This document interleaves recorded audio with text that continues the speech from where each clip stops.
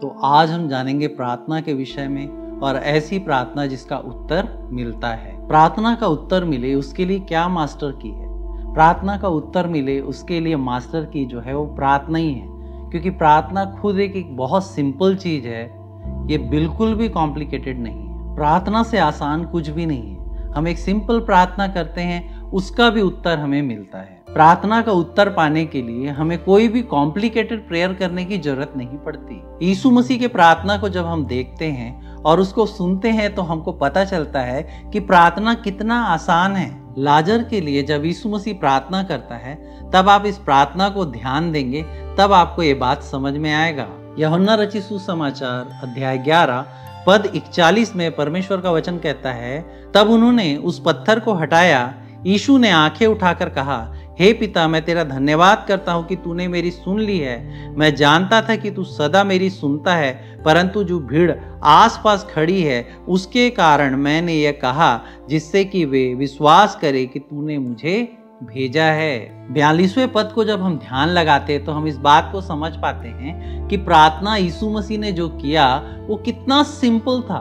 और प्रार्थना हमेशा ही सिंपल होता है, ना कि कॉम्प्लिकेटेड। प्रेयर का आंसर नहीं मिलने का कारण सिर्फ एक ही है कि लोग प्रार्थना करते ही नहीं है। हमारा परमेश्वर दयालु परमेश्वर है। जितना हम मांगते हैं परमेश्वर उससे ज्यादा देने में सामर्थी है, और वो चाहता है कि हमें और भी ज्यादा दे। याकूब ने परमेश्वर के स्वभाव को प्रकट किया है और ये बताया है कि परमेश्वर कितना दयालु है। याकूब का किताब अध्याय 1 पद 5 में परमेश्वर का वचन कहता है, पर यदि तुम में से किसी को बुद्धि की घटी हो तो परमेश्वर से मांगे, जो बिना उलाहना दिए सबको उदारता से देता है और उसको दी जाएगी। परमेश्वर दुष्ट मनुष्यों की तरह नहीं है जो प्रार्थना को नहीं सुनकर या प्रार्थना को हमारे रोक रहा है। परमेश्वर एक दयालु परमेश्वर है और वो हमें आंसर जो देना चाहता है, जितना हम चाहते हैं उससे भी ज्यादा वो हमें आंसर देना चाहता है। जब हम बाइबल को पढ़ते हैं तो परमेश्वर हमें बुद्धि प्रदान करता है। तब हम एक बात को जान पाते हैं कि परमेश्वर हर एक जो क्वेश्चन है या हर एक प्रेयर है उसका हमें आंसर देना चाहता है। परमेश्वर को प्रार्थना का उत्तर देना पसंद है। परमेश्वर खुद बोलता है कि तू मुझसे प्रार्थना कर और मैं तुझे उत्तर दूंगा। परमेश्वर को बहुत ही ज्यादा पसंद है कि कोई उससे प्रार्थना करे और परमेश्वर उसको उत्तर दे। यिर्मयाह की किताब अध्याय 33 पद 3 में परमेश्वर का वचन कहता है, मुझसे प्रार्थना कर और मैं तेरी सुनकर तुझे बड़ी बड़ी और कठिन बातें बताऊंगा जिन्हें तू अभी नहीं समझता। प्रेयर का मतलब ही है गॉड के द्वारा सप्लाई करना उन चीजों को जो मनुष्य डिमांड करते हैं। एक मनुष्य जो डिमांड करता है उसे कहीं अधिक प्रचुर मात्रा में परमेश्वर के पास अवेलेबल है। ईश्वर बहुत ही शक्तिशाली है और मनुष्यों की कमजोरी में वो उनकी प्रार्थनाओं को सुनता है। ईश्वर एक मददगार परमेश्वर है और वो मनुष्यों की मदद करता है। अभी जस्ट हमने वचन में पढ़ा, परमेश्वर खुद बोलता है कि तू मुझसे प्रार्थना कर और मैं तेरी सुनकर उत्तर दूंगा। ऐसे ही सिमिलर बातों को हम देखते हैं जब यीशु मसीह इस बात को कहता है। मत्ती रचित सुसमाचार अध्याय 11 पद 28 में परमेश्वर का वचन कहता है, हे सब परिश्रम करने वाले और बोझ से दबे हुए लोगों, मेरे पास आओ, मैं तुम्हें विश्राम दूंगा। यहाँ पर भी परमेश्वर इस बात को बता रहा है कि जब तुम प्रॉब्लम में हो तब तुम मुझे पुकारो, जब तुम प्रॉब्लम में हो तब तुम मेरे पास आओ। यस, जब हम प्रॉब्लम में हैं, जब हमें जरूरत है तो हम कहीं और जा नहीं सकते। हमें प्रार्थना करने के लिए परमेश्वर के पास ही आना है। हमें बिल्कुल भी ये नहीं सोचना है कि हम अपनी जरूरतों को प्रार्थना में बताएंगे और परमेश्वर को हम डिस्टर्ब करेंगे। परमेश्वर खुद इस बात को बोला है कि जब भी कभी हम प्रॉब्लम में हैं तो हमें परमेश्वर के पास आना है, उसको बताना है। जबकि परमेश्वर हमें डिस्टर्ब कर रहा है, परमेश्वर बार बार बोल रहा है कि मुझे पुकारो, मैं तुम्हें आंसर दूंगा, प्रॉब्लम के समय मेरे पास आओ। ये परमेश्वर हमें डिस्टर्ब कर रहा है, परमेश्वर को हम डिस्टर्ब नहीं कर रहे हैं। इस संसार का हर एक चीज परमेश्वर का है। इस संसार में जो भी चीज है सभी चीज परमेश्वर का है। परमेश्वर चाहता है कि वो अपने बच्चों को दे। परमेश्वर चाहता है कि वो उनसे प्रार्थना करे और उससे मांगे। परमेश्वर के पास बहुतायत में है और वो अपने बच्चों को सारा चीज देना चाहता है। जब हमारे पास बहुत मात्रा में होता है तो हम बहुतायत में देना चाहते हैं। उदाहरण के लिए, अगर आपके पास 15,000 कार है और आपके मात्र 3 बच्चे हैं और आप अपने बच्चों को देना चाहते हैं और आपके बच्चे कुछ मांग ही नहीं रहे, वो आपसे मांग ही नहीं रहे कि उनको कार चाहिए, तब आप क्या करेंगे?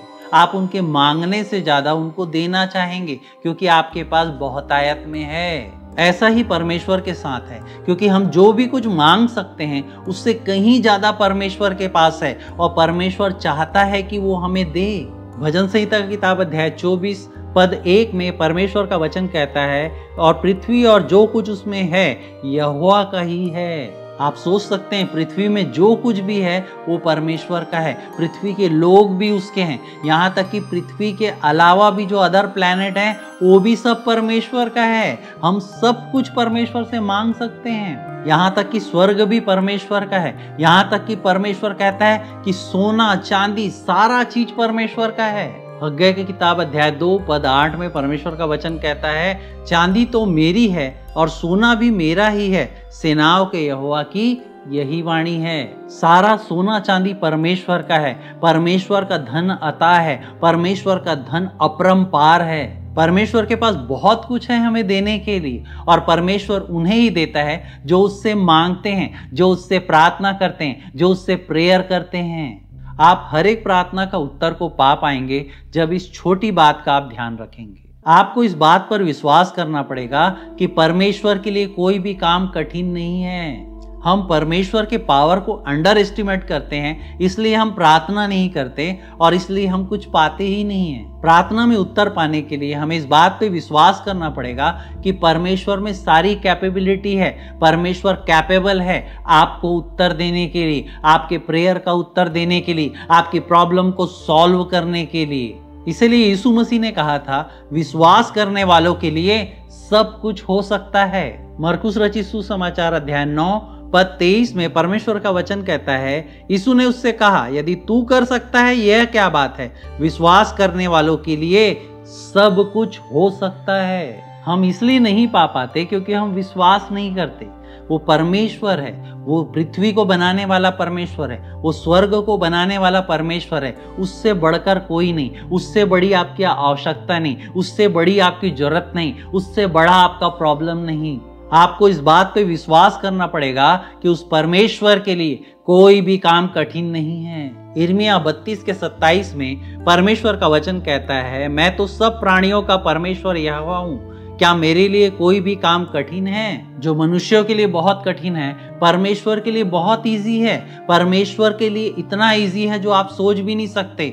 वही प्रार्थना का उत्तर नहीं दिया जाता जो प्रार्थना नहीं किया जाता है। दूसरा कारण है प्रार्थना के उत्तर नहीं मिलने का कि हमारे पास सही डिजायर नहीं होता। हम क्या मांग रहे हैं हमें खुद नहीं पता रहता। अभी एग्जाम्पल में मैं आपको बताऊंगा, तब आपको समझ में आएगा। हमें पता ही नहीं रहता कि हमें मांगना क्या है। बिना किसी कॉन्क्रीट डिजायर के अगर आप प्रार्थना करेंगे तो उस प्रार्थना को थोड़े देर के बाद आप भूल जाएंगे। आप जाके कई लोगों से क्वेश्चन कीजिए कि आपने 3 दिन पहले क्या प्रार्थना किया था, उनको नहीं पता रहता।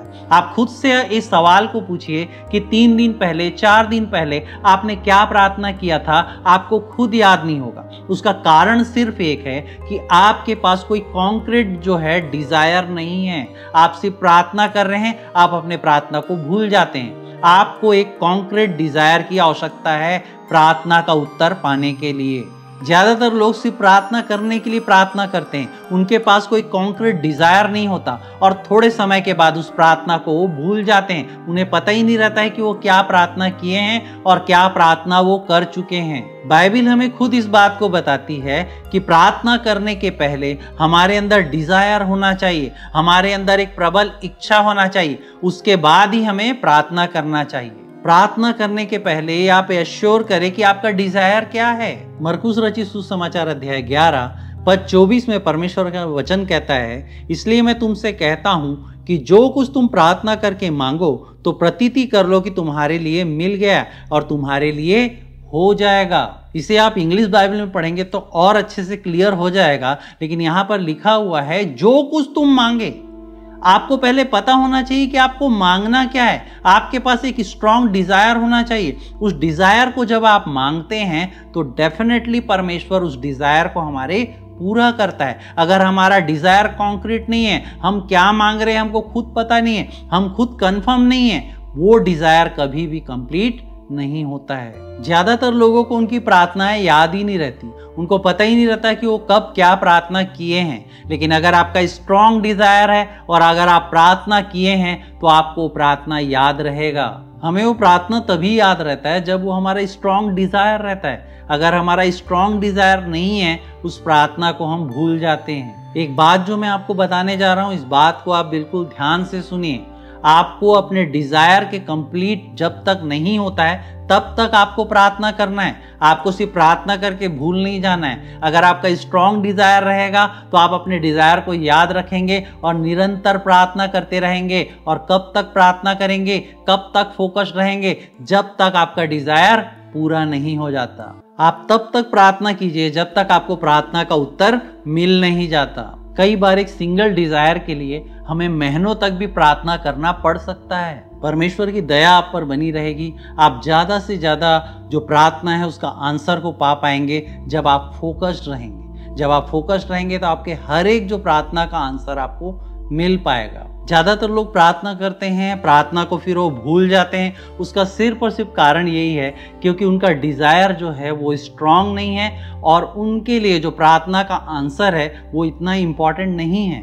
आप मैक्सिमम लोगों से क्वेश्चन को कीजिए कि 3 दिन पहले उन्होंने क्या प्रार्थना किया था, हफ्ते भर पहले उन्होंने क्या प्रार्थना किया था, वो हर चीज़ को भूल गए रहते हैं। अगर आपके पास सही डिज़ायर है तो उस डिज़ायर के लिए आप प्रार्थना करेंगे, आप भूलेंगे नहीं। वो डिज़ायर आपको प्रार्थना करने में भी सहायता करेगा, बार बार आपको याद आएगा क्योंकि वो एक्चुअल रियल डिज़ायर है, वो एक कॉन्क्रीट डिज़ायर है। उस समय पवित्र आत्मा भी आपकी सहायता करेगा कि इस डिज़ायर को आप कैसे प्राप्त कर सकते हैं। परमेश्वर के द्वारा आपको गाइडेंस देगा और उस तरीके से आप प्रार्थना को कर पाएंगे। कई बार हमारे प्रार्थना में इतना सब कुछ होता है, इतनी लंबी लिस्ट होती है कि हमारा एक्चुअल डिज़ायर उसमें रहता ही नहीं है। हम बस प्रार्थना करते हैं, भूल जाते हैं। आप एक लंबी लिस्ट लेके आते हैं प्रार्थना का, प्रार्थना करते हैं, बहुत प्रार्थना करते हैं और जाके सो जाते हैं, दूसरे दिन आप भूल जाते हैं। लेकिन अगर आपका डिज़ायर फोकस्ड है, आपका डिज़ायर कॉन्क्रीट है, तो आप एक टाइम में एक ही प्रार्थना करेंगे, उसी डिज़ायर के लिए प्रार्थना करेंगे जब तक आप उसको प्राप्त ना करें। आप अपने स्ट्रॉन्ग डिज़ायर के लिए तब तक प्रार्थना करते रहेंगे जब तक कि आप उसको प्राप्त ना कर लें। दानियल ने उपवास और प्रार्थना 21 दिन के लिए किया और उसने अपने प्रार्थना को स्टॉप तब किया जब उसके प्रार्थना का उसको आंसर मिला। तब जिब्राइल स्वर्गदूत ने आके उसका रीजन भी बताया कि उसके प्रार्थना का उत्तर मिलने में डिले क्यों हुआ। दानियल की किताब अध्याय 10 में आप इसको पढ़ सकते हैं और भली रीति से समझ सकते हैं कि अगर आपके पास एक कॉन्क्रीट डिजायर है तो आप कब तक प्रार्थना आपको करना चाहिए, जब तक प्रार्थना का उत्तर हमें मिल ना जाए। हालेलुया। मैं समझ सकता हूं और इस बात को मैं यकीन कर लिया हूं कि आप इस बात को भली रीति से समझ चुके हैं। आइए हम प्रार्थना करें। दयालु परमेश्वर, तू दया कर और सहायता को भेज मेरे परमेश्वर पिता कि हम सही डिजायर को लेके पिता तुझसे प्रार्थना करने पाए। पिता तू बहुतायत में हमें देना चाहता है मेरे खुदा, बहुतायत में तू सुनना चाहता है हमारी प्रार्थनाओं को और बहुतायत में पिता हमारे प्रार्थनाओं का उत्तर तू भेजना चाहता है मेरे खुदावन। हम सब पर दया कर पिता। आज जो भी लोग पिता परमेश्वर स्ट्रगल कर रहे हैं पिता प्रार्थना का उत्तर पाने के लिए पिता, उनकी सहायता कर पिता। जहां से भी सुन रहे हैं मेरे परमेश्वर पिता, तेरे नाम से पिता परमेश्वर आशीषित होने पाए पिता। उनके लिए जो बुद्धि की कमी है, जो समझ नहीं पा रहे हैं पिता, उनके लिए बुद्धि दे मेरे परमेश्वर और सहायता को कर पिता। तेरा धन्यवाद देता हूं, हर बात में तेरी महिमा करते हुए प्रार्थना को यीशु के नाम से मांगता हूं, आमीन। Praise the Lord.